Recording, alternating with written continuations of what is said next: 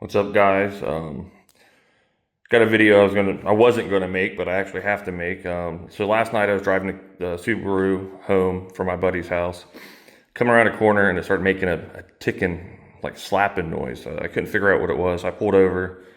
I mean, it didn't act any weird, like anything inside didn't act weird, but it kind of sounded like somebody put zip ties on the drive shafts on it, right? Pulled over, got over, at a church parking lot, got underneath, looked. Couldn't figure out what it was. So I got back in, started it, and noticed as I revved the engine, it would get louder. So I kind of was like, oh, great, something blew up. Turned it off, got back in the back, looked in there, and noticed that the alternator belt had kind of shredded itself and had a piece sticking off, which was flapping and hitting the lower subframe. So I was about a mile and a half from home. So I went ahead and drove it really slow because, like I said, the faster you go, the louder it got. So I ended up, oh, it's Weed Eater next door. So I ended up driving it home, got on a Facebook group, and started asking questions of, can I find an alternator belt here at a local auto parts place, like something that was compatible with it. Got a couple people messaged me back saying that I can use I can't remember what the number is right off the top of my head. When I go get it, I'll end up posting it. But basically, take my belt off, take it up there. They can measure it, or I can just get that part number. It's just a V belt. So to get it off is pretty simple. Take these 4 screws out, which I've already done. There's Phillips head.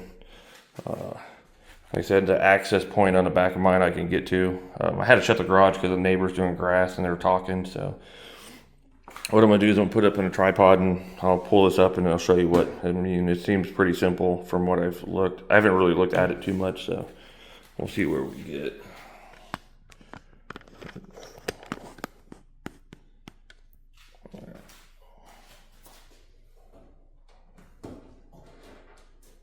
I know it's dirty underneath here, so that's something else I might do.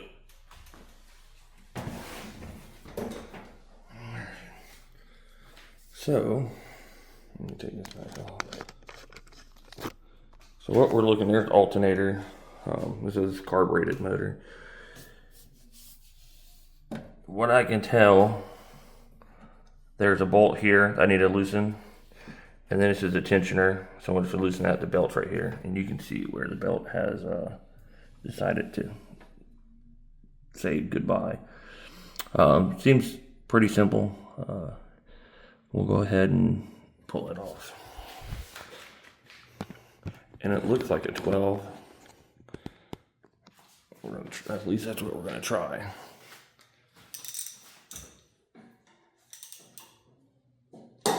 It would help if I was loosening the bolt.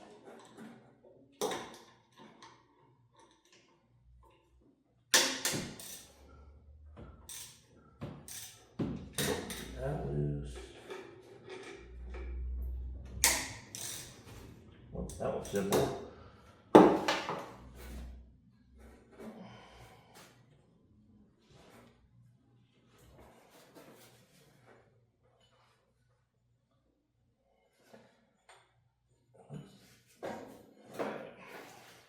So that came right off. This belt is like teeny tiny and definitely dry rotted. But yeah, we can see if we can go find something like this. I don't think there's a part number on this guy. Well, I'll come back once I get this part.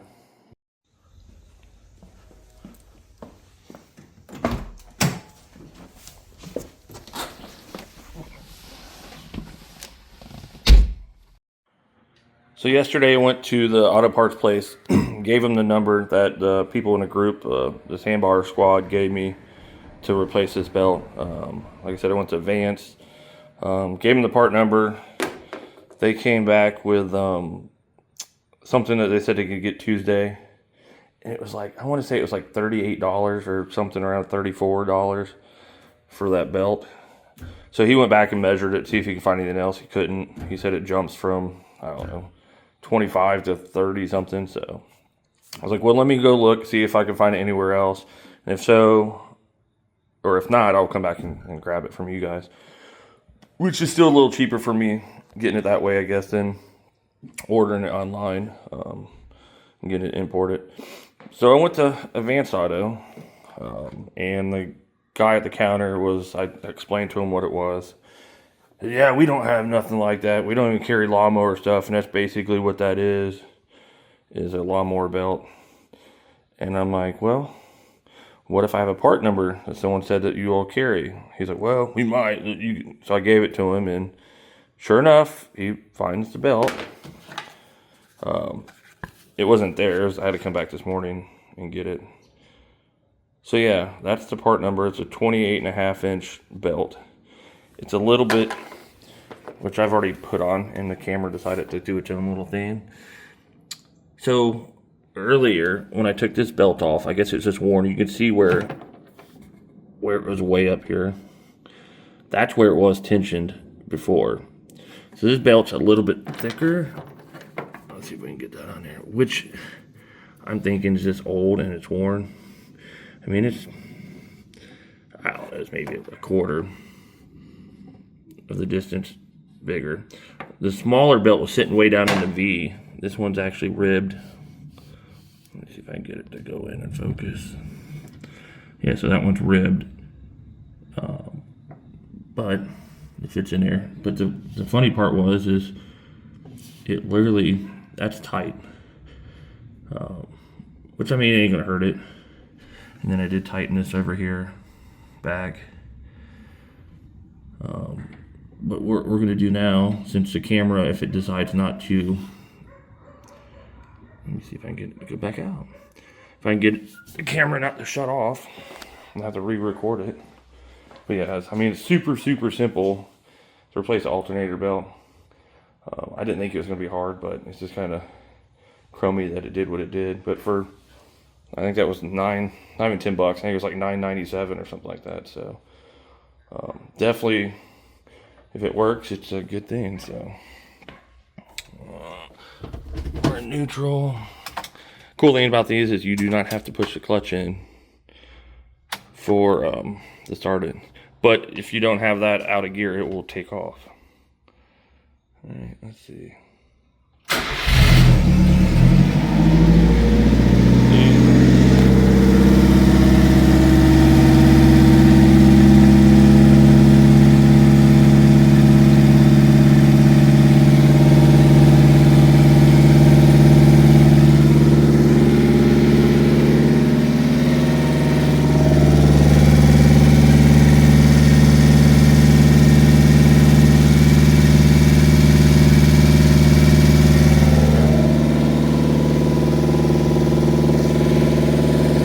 Idle and high because it's cold.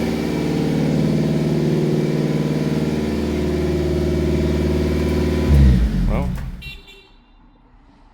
who was that? I don't know.